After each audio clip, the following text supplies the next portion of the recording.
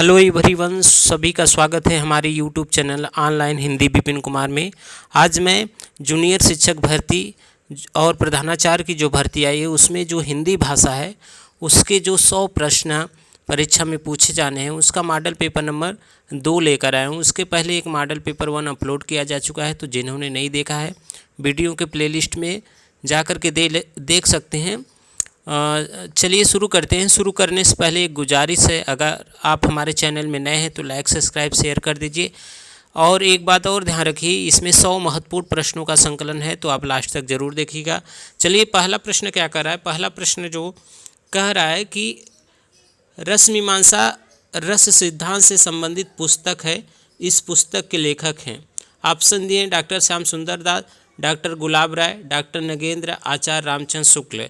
तो देखिए जो आचार्य रामचंद्र शुक्ल हैं उन्होंने रस मीमांसा रस सिद्धांत से संबंधित पुस्तक लिखी है, तो ऑप्शन नंबर यहाँ पे डी सही हो जाएगा। चलिए आगे बढ़ते हैं। अगला जो प्रश्न दिया हुआ है, अगला जो प्रश्न है वह क्या कह रहा है कि हिंदी भाषा का पहला समाचार पत्र उदंत मार्तंड किस सन में प्रकाशित हुआ। तो देखिए यह 1826 ईस्वी में प्रकाशित हुआ था और यह कोलकाता से प्रकाशित होने वाली एक साप्ताहिक पत्रिका था, तो ऑप्शन नंबर यहाँ पे बी सही हो जाएगा। चलिए आगे बढ़ते हैं। दुहा कहने से किस लोक प्रचलित काव्य भाषा का बोध होता है। महत्वपूर्ण प्रश्न है। ऑप्शन दिए अवधी भाषा, ब्रज भाषा, अपभ्रंश भाषा, पाली भाषा। तो देखिए जो दुहा कहने से किस लोक का प्रचलित काव्य भाषा होता है, तो यह होता है अपभ्रंश भाषा का, तो ऑप्शन सी सही हो जाएगा। चलिए आगे बढ़ते हैं।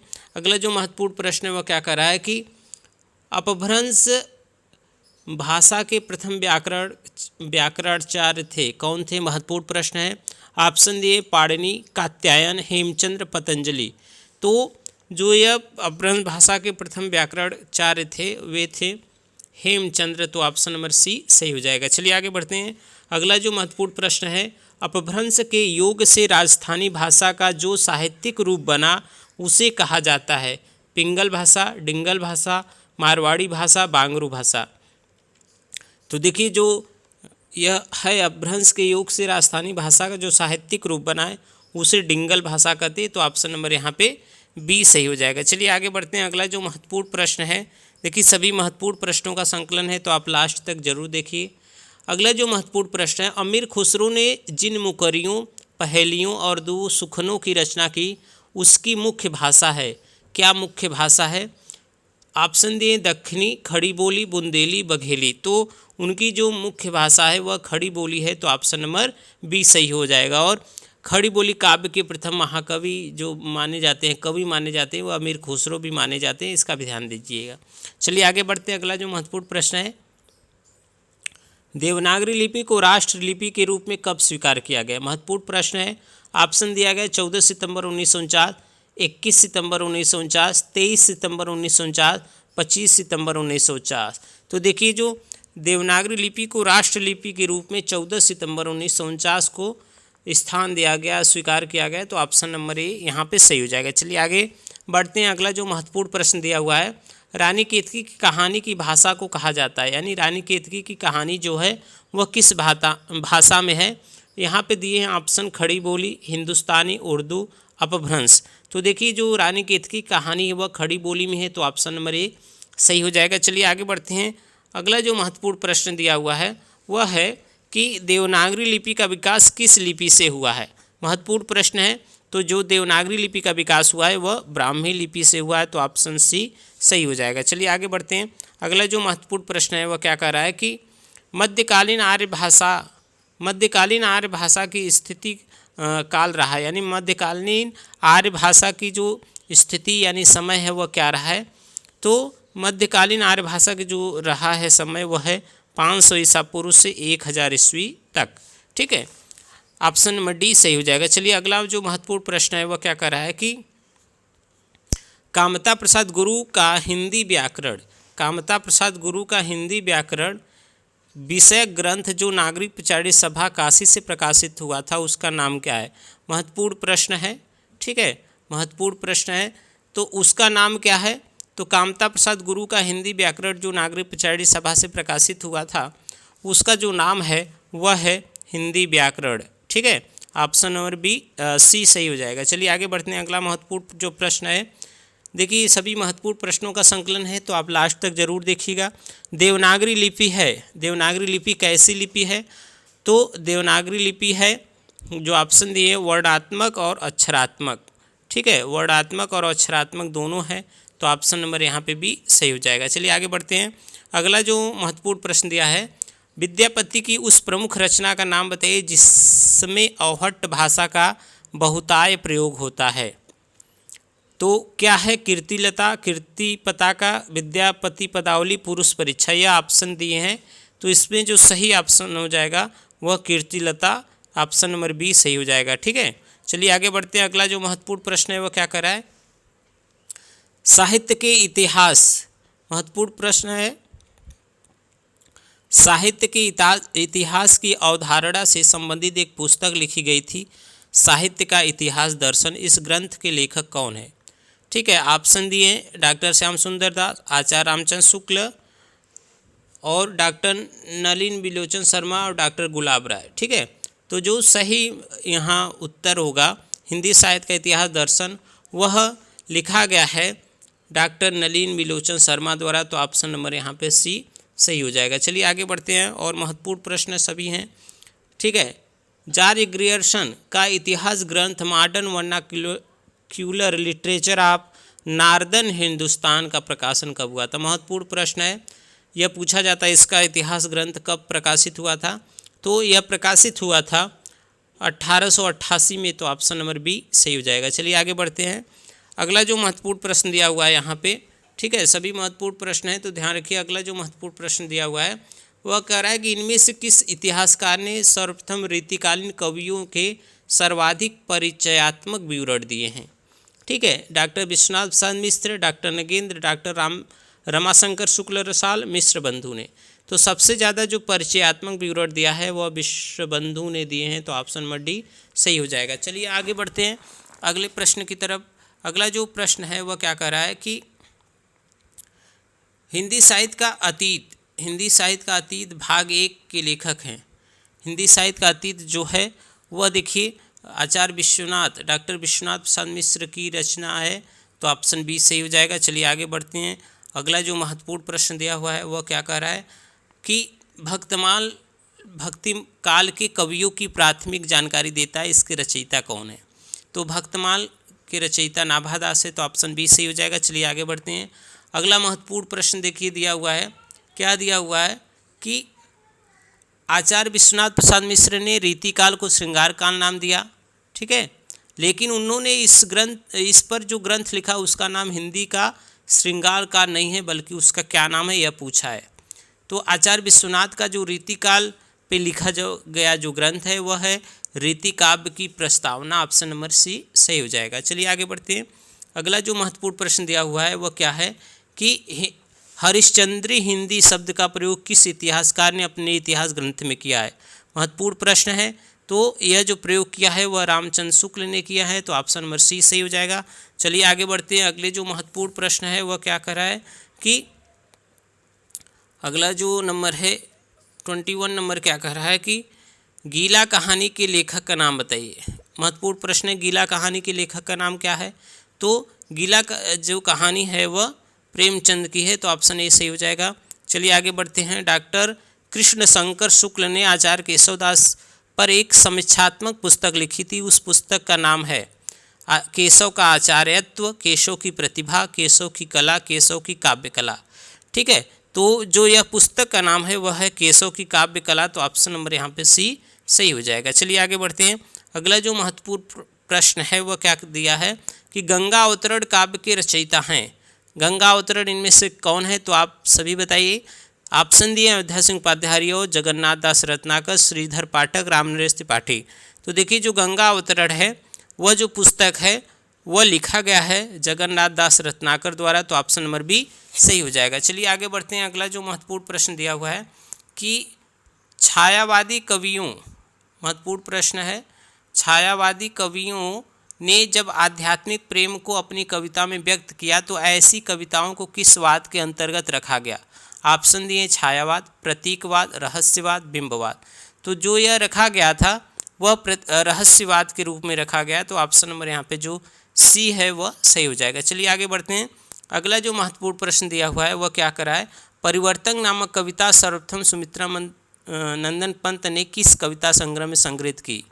यानी परिवर्तन नामक जो कविता है वह सुमित्रानंद पंत के किस कविता संग्रह में संकलित है। तो ऑप्शन दिए पल्लव, वीणा, तारापथ, ग्रंथि। तो यह जो प्रकार है संग्रहित वह पल्लव में है। तो ऑप्शन ए सही हो जाएगा। चलिए आगे बढ़ते हैं। और एक बात ध्यान रखिए, जो पल्लव है उसकी भूमिका को छायावाद की घोषणा पत्र कहा जाता है। तो ऑप्शन ए ठीक है। चलिए आगे, जो भिखारीदास की रचना है, देखिए भिखारीदास की जो महत्वपूर्ण रचना है वह है काव्य निर्णय। यह महत्वपूर्ण रचना रीति निरूपक ग्रंथ है, तो इसको ध्यान रखिएगा, सर्वांग निरूपक ग्रंथ है। अगला जो प्रश्न है, यह प्रेम को पंथ कराल महा तलवार की धार पे धावनो है। ठीक है, महत्वपूर्ण पंक्ति है। यह किसकी पंक्ति है, घनानंद बोधा आलम ठाकुर। तो यह जो पंक्ति है वह है बोधा की। तो महत्वपूर्ण यह पंक्ति है, याद रखिएगा। चलिए आगे बढ़ते हैं। अगला जो महत्वपूर्ण प्रश्न है, आचार्य केशव दास को कठिन काव्य का प्रेत किस आलोचक ने कहा है। तो वह रामचंद्र शुक्ल ने कहा है। तो ऑप्शन डी सही हो जाएगा। चलिए आगे बढ़ते हैं। अगला जो महत्वपूर्ण प्रश्न दिया हुआ है, बूंदी नरेश महाराजा भाव सिंह के आश्रित कवि कौन थे। बिहारी, बोधा, मतीराम, ठाकुर। तो जो आश्रित कवि थे वे थे मतीराम। तो ऑप्शन नंबर सी सही हो जाएगा, ध्यान रखिएगा।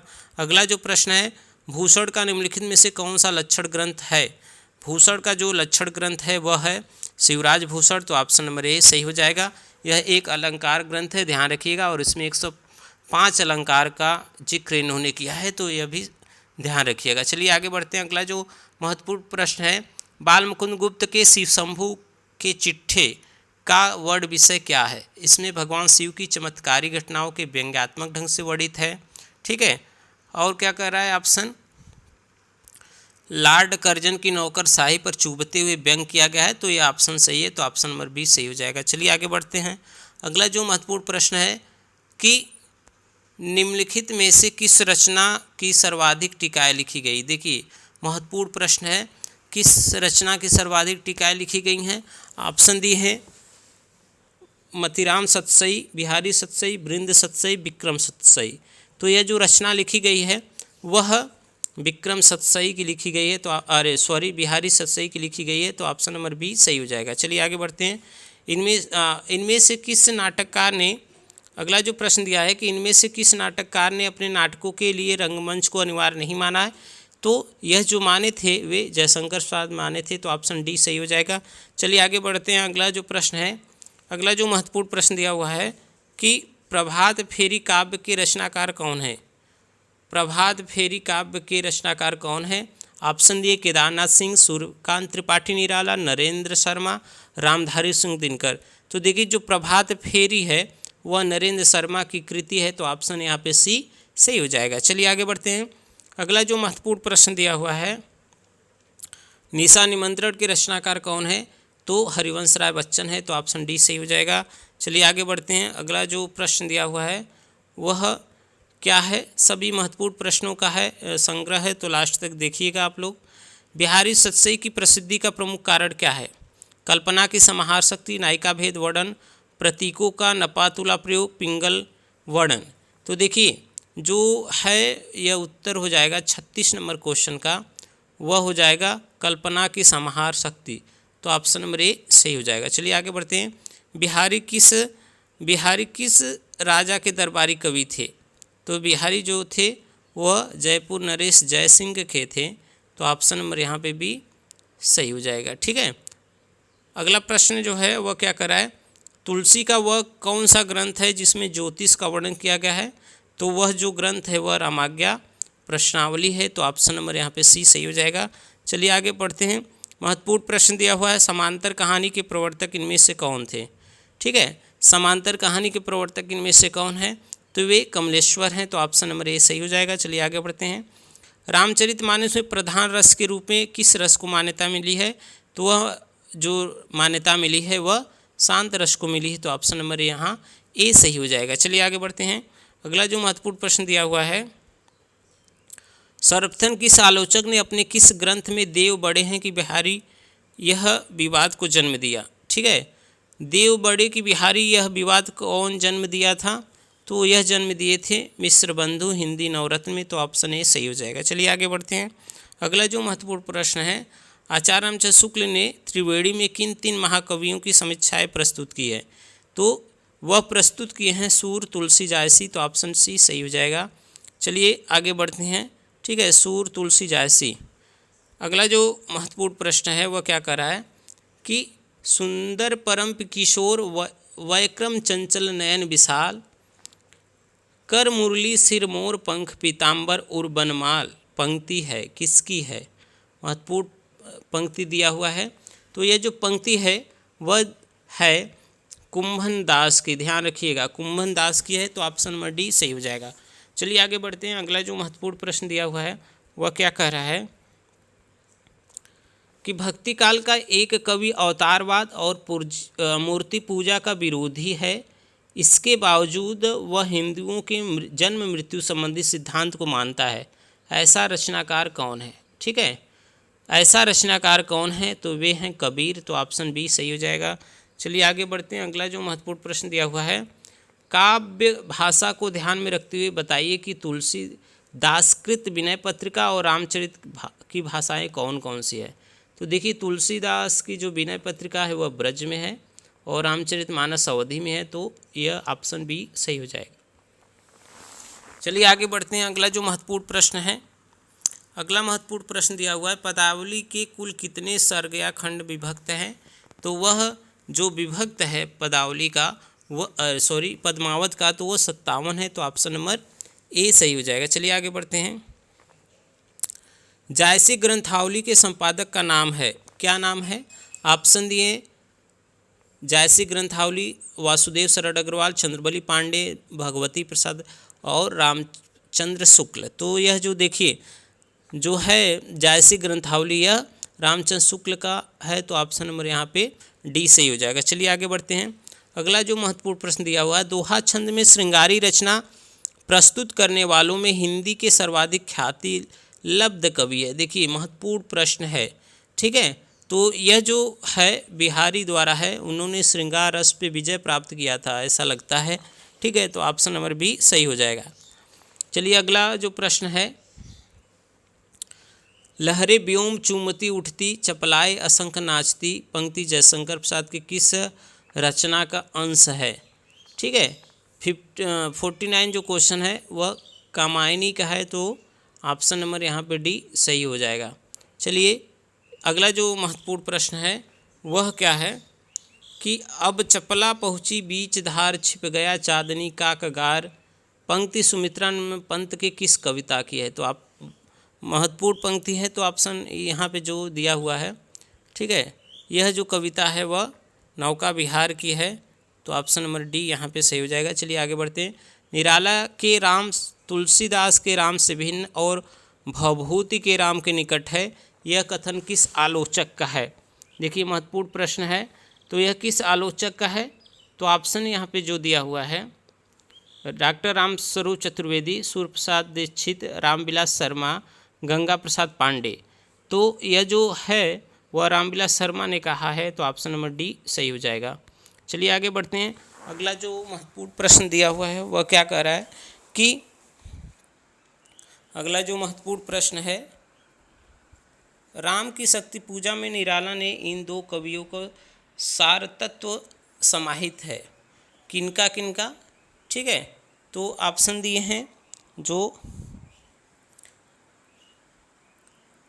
राम की शक्ति पूजा में निराला की इन दो कविताओं का सार तत्व समाहित है, तो वह समाहित है जागो फिर एक बार और तुलसीदास, ऑप्शन नंबर डी सही हो जाएगा। चलिए आगे बढ़ते हैं। किस छायावादी कवि ने संवाद शैली का सर्वाधिक उपयोग किया है? तो वह जो प्रयोग किया है सर्वाधिक संवाद शैली का, तो वह प्रयोग किया है निराला ने, तो ऑप्शन नंबर डी सही हो जाएगा। अगला जो प्रश्न है क्या कर रहा है कि व्यवस्थाप्रियता और विद्रोह का विलक्षण संयोग किस प्रयोगवादी कवि में सबसे अधिक मिलता है? तो यह जो सबसे अधिक मिलता है वह अज्ञेय में मिलता है, तो ऑप्शन डी सही हो जाएगा। चलिए आगे बढ़ते हैं।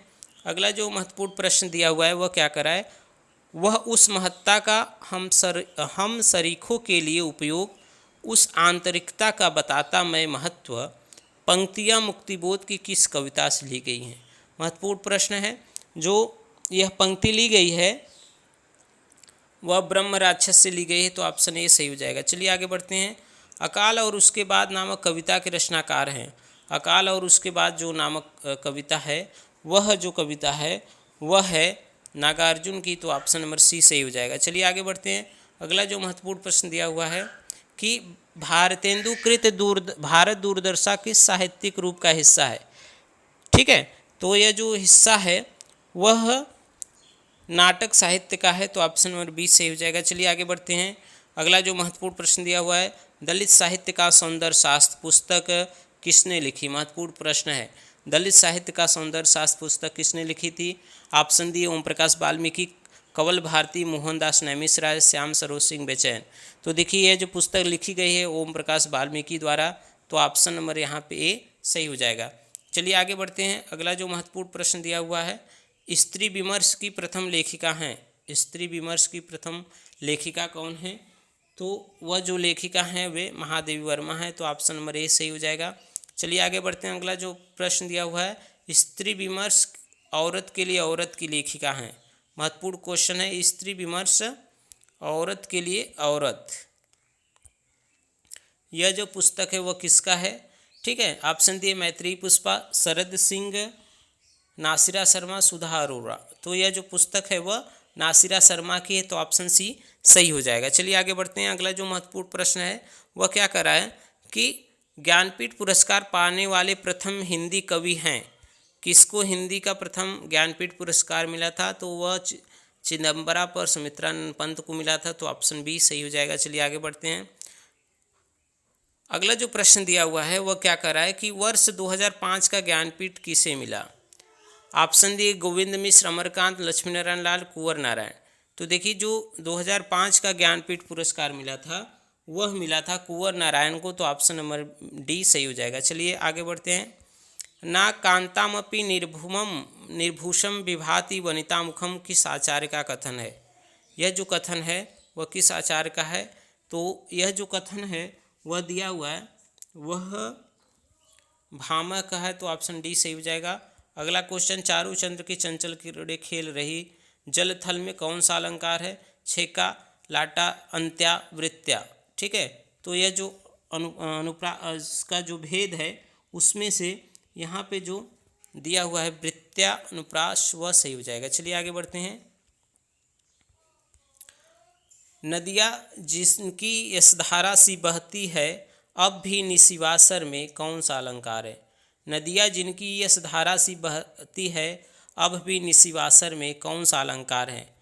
ठीक है, ऑप्शन दिए विभावना, अंतर, अर्थांतरा, उपमा और व्यतिरेक। ठीक है, अर्थांतर, विभावना, व्यतिरेक, उपमा, ये ऑप्शन दिए हुए हैं। तो इसमें जो सही रूप है यानी इसमें जो अलंकार है वह है उपमा है, तो ऑप्शन डी सही हो जाएगा।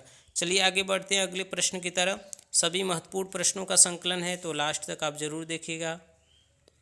वीर रस का स्थायी भाव, अगला प्रश्न दिया है, वीर रस का स्थायी भाव क्या है? उत्साह है। भयानक रस का स्थायी भाव क्या है? भय है।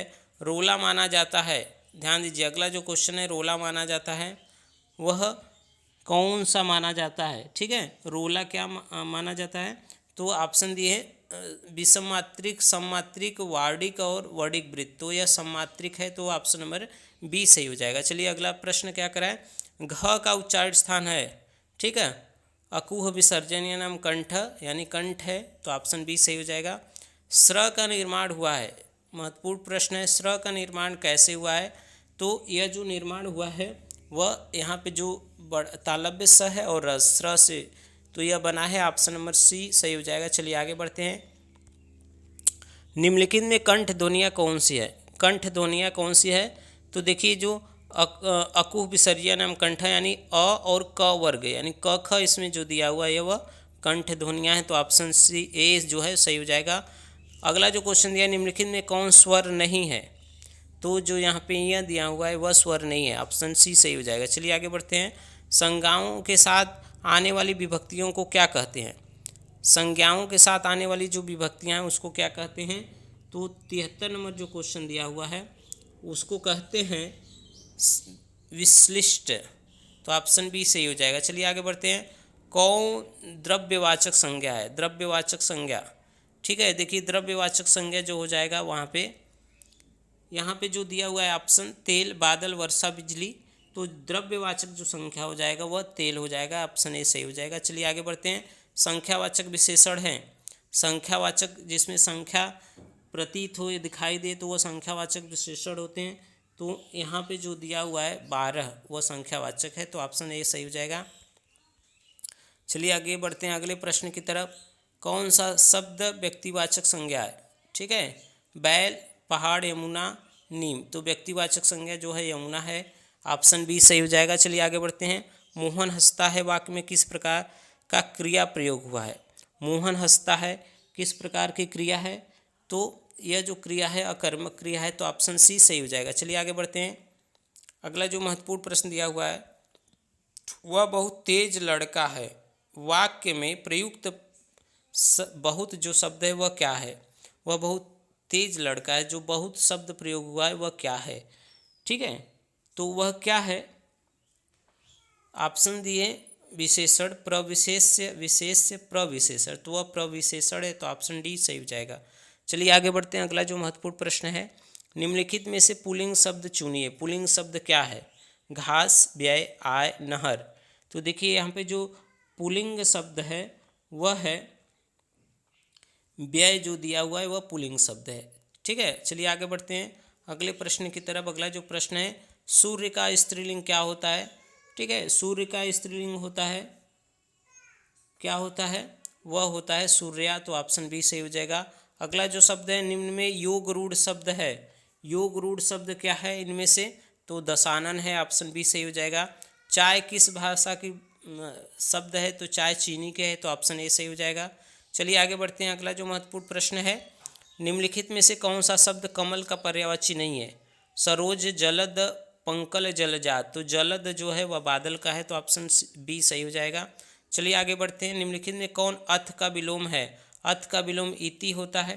ठीक है, तो ऑप्शन नंबर यहाँ पे जो ए है वह सही हो जाएगा। चलिए आगे बढ़ते हैं। फेंक कर चलाया जाने वाला हथियार है। देखिए यहाँ पे कन्फ्यूजन होता है। फेंक कर चलाया जाने वाला जो हथियार है उसे क्या कहते हैं? ठीक है, तो उसे कहते हैं अस्त्र, तो ऑप्शन ए सही हो जाएगा। चलिए अगला, राजभवन के अंदर महिलाओं का जो निवास है उसे क्या कहते हैं? अंतःपुर कहते हैं, तो ऑप्शन सी सही हो जाएगा। अगला जो शब्द है, मुकुट शब्द निम्न से किस कोटि का है? जो मुकुट शब्द है वह किस कोटि का है? तो यहाँ पे जो ऑप्शन दिए हैं, तत्सम, देशज, तद्भव, शंकर, तो जो मुकुट शब्द है वह है तत्सम, तो ऑप्शन ए सही हो जाएगा। अगला जो प्रश्न है वह क्या करा है, निम्नलिखित में से कौन सा शब्द तत्सम रूप है? पड़ोसी, गोधूम, बहु, शहीद, तो यहाँ पे जो तत्सम शब्द है वह क्या है? तो वह गोधूम है, तो ऑप्शन बी सही हो जाएगा। चलिए आगे बढ़ते हैं। अगला जो महत्वपूर्ण प्रश्न दिए हुए हैं, भगवत गीता का संधि विच्छेद होगा, तो भगवत गीता का जो संधि विच्छेद होगा वह हो जाएगा भगवत प्लस गीता। ठीक है, यह व्यंजन संधि का उदाहरण है, तो ऑप्शन नंबर सी सही हो जाएगा। चलिए आगे बढ़ते हैं। अगला जो महत्वपूर्ण प्रश्न दिया हुआ है वह क्या कह रहा है कि जगदीश शब्द का संधि विच्छेद है।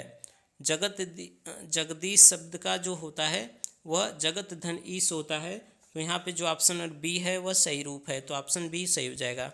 लंबोदर उदाहरण है, तो लंबोदर जो उदाहरण है वह किसका है? तो वह है बहुब्रीहि समास का, ऑप्शन ए सही हो जाएगा। चलिए आगे बढ़ते हैं। शुद्ध वर्तनी है, ठीक है, शुद्ध वर्तनी है कौन सा है?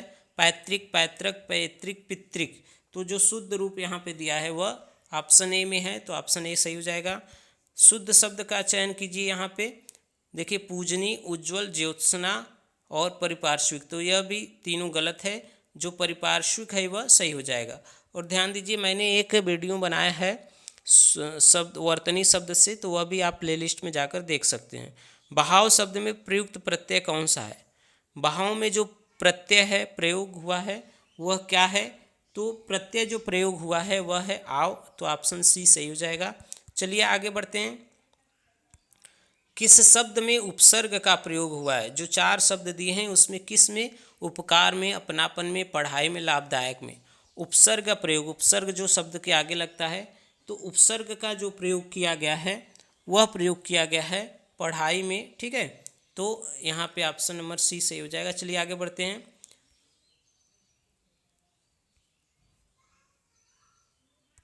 अगला जो क्वेश्चन कर रहा है, शायद आज वर्षा हो किस प्रकार का वाक्य है। शायद आज वर्षा हो, ठीक है। यहाँ पे देखिए 95 का यहाँ पे उपकार होगा तो ऑप्शन ए सही हो जाएगा, ठीक है। 96 क्या कर रहा है, शायद आज वर्षा हो किस प्रकार का शब्द है, तो मिश्रवाक, प्रश्नवाचक वाक्य, संदेह, शर्त बोधक। तो यह जो वाक्य है वह हो जाएगा संदेह बोधक, यानी संदेह है कि आज वर्षा हो या न हो, ऐसा संदेह है, ठीक है। तुलसीदास ने कहा है कि विनाश काल में मनुष्य की बुद्धि भ्रष्ट हो जाती है। यह किस प्रकार का वाक्य है, ठीक है। जो यह वाक्य है वह है मिश्र वाक्य, क्योंकि यहाँ पे की जुड़ा हुआ है तो मिश्र वाक्य हो जाएगा, ऑप्शन बी सही हो जाएगा। अगला जो प्रश्न है, कौन सा वाक्य सही है। देखिए 4 ऑप्शन दिए हैं, तो इसमें जो सही रूप है, कौन सा वाक्य सही है, तो इसमें जो सही रूप है, बैल और बकरी घास चरते हैं, ऑप्शन बी सही हो जाएगा। चलिए आगे बढ़ते हैं। अगला जो प्रश्न है, कागजी घोड़े दौड़ाना मुहावरे का अर्थ है, तो यह होता है व्यर्थ की लिखा पढ़ी करना, ऑप्शन सी सही हो जाएगा। चलिए आज का आखिरी प्रश्न देखते हैं। आखिरी और महत्वपूर्ण प्रश्न है, वह क्या कर रहा है कि 3 दिन मेहमान चौथे दिन हैवान। 3 दिन मेहमान चौथे दिन हैवान लोकोक्ति का अर्थ है। ऑप्शन दिए, आतिथ्य थोड़े दिन का अच्छा होता है, मेहमान कभी कभी शैतान बन जाता है। और आगे जो ऑप्शन दिए हैं कि अतिथि का आदर कभी अनादर नहीं करना चाहिए, ससुराल में दामाद को अधिक दिन नहीं रहना चाहिए। तो इसका जो सही रूप हो जाएगा वह हो जाएगा, यहाँ पे ऑप्शन दिया हुआ है ए में, कि आतिथ्य जो होता है वह थोड़े दिन का अच्छा होता है, ठीक है। तो इस प्रकार यह 100 क्वेश्चन कंप्लीट हो गया। यह मॉडल पेपर नंबर 2 था। अगर अच्छा लगा हो तो आप चैनल को लाइक, सब्सक्राइब, शेयर कर दीजिए, और इसी तरह के मॉडल पेपर पाने के लिए आप हमारे चैनल को सब्सक्राइब जरूर करें। आप सभी का धन्यवाद।